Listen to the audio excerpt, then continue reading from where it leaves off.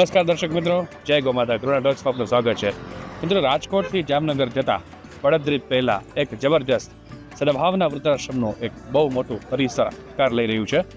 March મહિનાની પહેલી બીજી તારીખે જ એમનું ઉદ્ઘાટન છે, ભવ્ય ઉદ્ઘાટન છે. તો આપણે ચાલો એ પરિસરને જોઈએ. મારી સાથે છે નયનભાઈ. નમસ્તે નયનભાઈ. નમસ્તે જી નયનભાઈ, આ સદભાવના વૃદ્ધાશ્રમની અંદર કેવી કેવી વ્યવસ્થા છે, કેવી કેવી અંદર સુવિધાઓ છે, એ બધા વિશે આપ અમને વાત કરો એવી અમારી ઈચ્છા છે. પહેલા તો આપણે જે પહેલા ફેઝમાં જે પેલું બિલ્ડિંગ અત્યારે રેડી થઈ રહ્યું છે, જી. સાથે સાથે બીજા બિલ્ડિંગનું બી કામ ચાલુ છે. જી. પહેલા બિલ્ડિંગમાં મિનિમમ 750 વડીલોનો આશ્રય લેવાનો થશે. વાહ. એના માટે થઈને આપણે ભોજન વ્યવસ્થામાં વચ્ચેનું નાનું એક બિલ્ડિંગ બનાવેલું છે, ઓકે. કે જેમાં 2 માળ છે. બંને માળમાં 500 લોકો એક સાથે જમી શકે એવી વ્યવસ્થા છે. પ્લસ 5000 વ્યક્તિનું એક સાથે જમણવાર બની શકે એવું રસોડું છે. વાહ. પહેલા બિલ્ડિંગની વાત કરીએ તો નીચે જો એક આપણે મેડિકલની બી વ્યવસ્થા કરેલી જ આપણે છે. વાત કરીશું. તો ચાલો દર્શક મિત્રો, આપણે અંદરથી આપણે આખું બિલ્ડિંગ નિહાળીએ. જી નયનભાઈ, આ પરિસરની અંદર તમે સૌથી પહેલા એન્ટર થતા અમને શું દેખાડવા માંગશો ને વડીલો શું જોશે? હવે પહેલા તો તમે ગેટથી અંદર આવો એટલે ભવ્યથી અતિ ભવ્ય મંદિરનું નિર્માણ આવા થઈ રહ્યું છે. વાહ. ત્યાં મંદિરની સાથે આગળ બગીચા જેવું એક પ્લેટફોર્મ ઊભું કરવામાં આવશે. પ્લસ બાજુમાં ગજીબા બનાવવામાં આવશે કે જેમાં વડીલો બેસીને શાંતિથી નયનરમ્ય આશ્રય લઈ શકે. પ્લસમાં સામે ડોંડી નદી છે તો નદીનો બી આશ્રય લઈ શકે. પ્લસ આપણો રાષ્ટ્રધ્વજ છે. પ્લસ અહીંયા 2 ફાઉન્ટેન આવશે. બહુ સરસ. બરોબર છે. પછી આપણે આગળનું અંદર જઈને આગળ વિચાર. ખાસ આપણે જે જબરદસ્ત ભવ્ય મંદિરનું નિર્માણ થઈ રહ્યું છે એ જોયા બાદ આ પહેલું જે પરિસર છે ટાવરમાંનું, તો એમાં શું વ્યવસ્થા છે આપણે નયનભાઈ પાસેથી જાણીએ. આ જે પેલો ટાવર છે એનો આ રિસેપ્શન એરિયા છે કે જ્યાં કોઈ પણ વિઝિટર્સ આવે કે કોઈ પણ વડીલોની એન્ટ્રી કરાવવા આવે કે કોઈ પણ પરિસર જોવા આવે તો પહેલાં અહીંયા આપણને વિઝિટ લેશે. આ કાઉન્ટરે એમનું રજિસ્ટ્રેશન થશે. પ્લસ વડીલોની બધી માહિતી લેવાશે. તે પછી આખું ભવ્ય જે આપણું સંસ્થાન નિર્માણ પામે તેનું આખું વિઝિટ કરાવવામાં આવશે. ચાલો આપણે આગળ વિઝિટ કરીએ. મિત્રો, રિસેપ્શન બાદ જ્યાં લોકો નિરાતની પળ માણશે, જ્યાં હિંચકા પાસે બેસશે, જ્યાં સરસ મજાના બગીચાઓ છે, તો આપણે એના વિશે નયનભાઈ પાસે જાણશું. હવે આ એક કોર્ટયાર્ડ એરિયા છે, એટલે એક પ્રકારનો બગીચો કહેવાય કે જ્યાં વડીલોને બેસવા માટે આવી ઝૂલાની વ્યવસ્થા છે. પ્લસ બેન્ચીસની વ્યવસ્થા છે. અને આજુબાજુમાં નાના નાના એવા છોડવાઓ, નાના નાના ઝાડવાઓ પ્લાન્ટ કરેલા છે કે જેના હિસાબે એક કુદરતી એક એટમોસ્ફિયર ઊભું થાય અને વડીલોને મજા આવે. પ્લસ સાંજનો સમય હોય કે બપોરનો સમય હોય, અહીંયા ક્યારેય તડકો આવતો જ નથી. બપોરે ખાલી અડધી કલાક જ તડકો આવે છે, એટલે વડીલોને બી મજા આવે અને નયનરમ્ય દ્રશ્ય જોઈ શકે. જી મિત્રો, સ્વાભાવિક છે કે વડીલો હોય તો સ્વાસ્થ્યની પણ ચિંતા સદભાવના વૃદ્ધાશ્રમ કરે છે.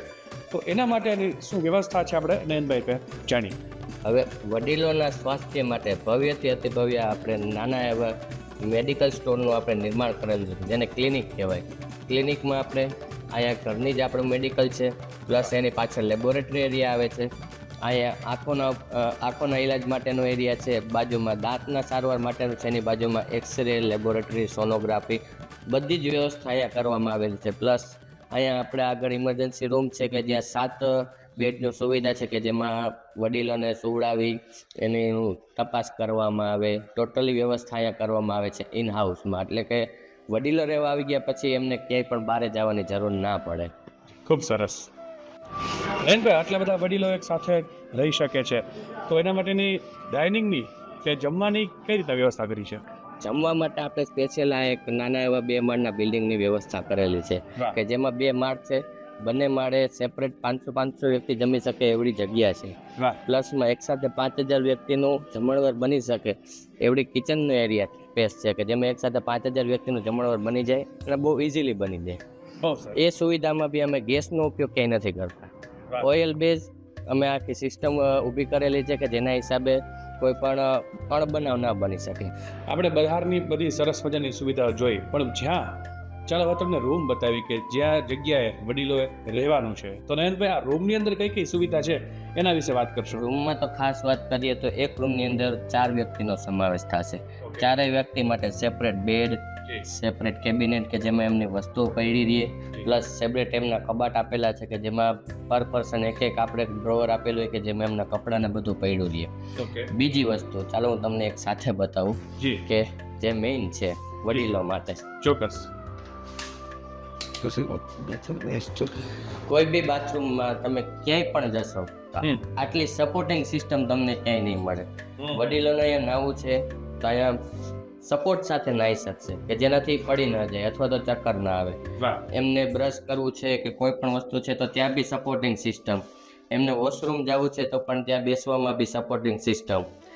કોઈ પણ વડીલો છે તો એને સવારમાં ઇમરજન્સીમાં કોઈ પણ વડીલો પોતે કંટ્રોલ નથી કરી શકતા, એના માટે અમે એક રૂમમાં 2 બાથરૂમની વ્યવસ્થા આપી છે અને બંને બાથરૂમમાં ટોટલી સગવડતા આપેલી છે કે જેમાં એ વોશરૂમથી માંડી નાવા સુધીની બધી જ વ્યવસ્થા એમને મળી રહે. એટલે સવારમાં કોઈ પણ વડીલોને અવગવ ન ઉત્પન્ન થાય, અવગણના ન થાય અને પ્લસ એમને કોઈ કાંઈ પણ સહન ન કરવું પડે એ માટેની બધી જ વ્યવસ્થા કરેલી છે કે જેમના માટે સોફો છે, સાથે બેસીને કાંઈ પણ નાના મોટી વાતચીત કરવી છે અથવા તો ઇન હાઉસ કાંઈ ગેમ રમવી છે તો ટીપોઈની વ્યવસ્થા છે. સેપરેટ આ બેડ છે આપણા ઘરના બેડ કરતાં નીચી સાઇઝના છે. એનું કારણ છે કે માની લ્યો કે બધા વડીલોની કોઈ પણ નાના વડીલો છે તેમને શું છે કે આમ પગ ઉતારીએ તો તોરાય, એના હિસાબે પગની થોડીક તકલીફ પડે. એના માટે થઈને આપણે એમના માટે સેપરેટ બેડ બનાવેલા છે કે જેનાથી એમને કોઈ તકલીફ ના પડે. બહુ સરસ. નયનભાઈ ઘણી વખત ઘણો બધો સમય વધારાનો થતો હોય છે, વડીલો ખાસ એવું ખાસ બનતું હોય છે, તો એવા સમયે લોકોનો સમય પસાર થાય એટલા માટે શું સુવિધા છે આપણે ત્યાં? હવે અહીંયા વડીલો આખો દિવસ રૂમમાં ને રૂમમાં કંટાળી ન જાય એના માટે આપણે ઇન્ફ્રાસ્ટ્રક્ચર જ એવું બનાવેલું છે કે જેમાં એવરી ફ્લોર ઉપર તમને આવો ડબલ હાઇટનો લાર્જ એરિયા જોવા મળશે કે જેમાં એક બાલ્કની છે પ્લસ પાછળ મોટો વિશાળ ગ્લાસ એરિયા છે કે જ્યાંથી બહારનું બધું દ્રશ્ય જોવા મળે. જેમાં આપણને બહાર તમને જોશો તો એક આપણું રાષ્ટ્રધ્વજ જોવા મળશે, પ્લસ એ પરિસરની બહાર આપણું જે મંદિર બને છે ભવ્યથી અતિ ભવ્ય, એ મંદિરનો નજારો પણ અહીંથી જોઈ શકો છો. અને જેમ જેમ ઉપર તમે જતા જશો એમને એમ તમને આખા પડદરી વિસ્તારનું ટોટલી તમને હરિયાળી જોવા મળશે. અહીંયા સોફાની સુવિધા આવશે, ટીવીની સુવિધા આવશે, હિંચકા આવશે, ઇન હાઉસ ગેમ આવશે, કેરમ, ચેસ વગેરે સુવિધાઓ અહીંયા કરવામાં આવશે જેથી કરીને વડીલો 2-4 કલાકનો ટાઈમ એમની રીતે અહીંયા પસાર કરી શકે અને કંટાળે નહીં. બહુ સરસ. મિત્રો આજે ક્યાંય પણ એક માળ પર ચડવું હોય ને તો આપણા પગ વડીલોના દુખતા હોય છે, એનું ધ્યાન રાખીને અહીંયા પણ આટલી સરસ લિફ્ટની સુવિધા છે. તો ખાસ નયનભાઈ આ લિફ્ટમાં કેટલા લોકો સમાઈ શકે ને કેવી સુવિધા છે? એક લિફ્ટમાં 18 થી 20 જણા 20 પર્સન સમાઈ શકે એવડી કેપેસિટી વાળા આપણે એક બિલ્ડિંગમાં 4 લિફ્ટ આપેલી છે. વાહ. કે જેના લીધે વડીલોને એક પણ માળ ચડવાનો કાંઈ પણ તસ્તી ન લેવી પડે અથવા તો એમને કોઈ એવું દુઃખ સહન ન કરવું પડે કે જેનાથી પગથિયા ચડીને થાકી જાય. એના માટે આપણે સ્પેશિયલ 4 લિફ્ટની વ્યવસ્થા રાખેલી છે એક બિલ્ડિંગમાં. બહુ સરસ. મિત્રો નાના મોટા કોઈ તહેવાર ઉજવવા હોય કે રાસ ગરબા કે એવું કાંઈ પ્રકારની કોઈ એક્ટિવિટી કરવાની હોય તો એના માટે પણ સદભાવના વૃદ્ધાશ્રમની અંદર ખૂબ જ સરસ વ્યવસ્થા છે. તો શું છે વ્યવસ્થા નયનભાઈ? આપણે આજે તમે હોલ જોઈ રહ્યા છો તો એ મલ્ટીપર્પઝ હોલ આપણે એના માટે જ બનાવેલો છે કે જે માની લ્યો કે કોઈ નાનો મોટો પ્રસંગ કોઈને અહીંયા કાઢવો હોય, કોઈ એમ કહે કે મારે આખા આશ્રમને જમાડવું છે તો એક સાથે કોન્ફરન્સમાં તમે જમાડી શકો. પ્લસ રાસ ગરબા નોરતા છે તો ત્યારે તમે અહીંયા ઉજવણી કરી શકો. પ્લસ માની લ્યો કે ઘણા બધા કલાકારો અમને કહેતા હોય છે કે ભાઈ તમે અમારો સેમિનાર ગોઠવો, અમારો ટાઈમ ફાળવીને અમે આવવા તૈયાર છીએ પણ તમે ગોઠવો, વડીલોને અમારે મનોરંજન કરાવવું છે તો એ પર્પઝ માટે આપણે આવડા મોટા હોલની વ્યવસ્થા કરેલી છે. ખૂબ જ સરસ. મિત્રો આપણે આખું જબરજસ્ત પરિસર જોયું તો અગાસી કેમ ન જોઈએ? અગાસી પણ ખૂબ જ સરસ અને ઉપર બેસવાની પણ મજા આવે, જબરજસ્ત પવન આવે, અહીંયાથી નદીનો વ્યૂ નહીં બધું જ છે. તો આપણે નયનભાઈ પાસે જેટલું કેટલું દહીંથી દેખાઈ શકે, કેટલી વડીલો એન્જોય કરી શકે એના વિશે જાણીએ. આપણે અગાસીના વ્યૂની વાત કરીએ તો 3 તરફ આપણને નકરા ખેતર જ જોવા મળશે કે જેની હરિયાળી એ વડીલોને બહુ નયનરમ્ય મજા આવે એવી હોય છે. પ્લસ એક બાજુ આપણે હાઈવે આવે છે એની પાછળ ડોંડી નદીનો વ્યૂ પણ એવો મસ્ત આવશે કે વાત જવા દો.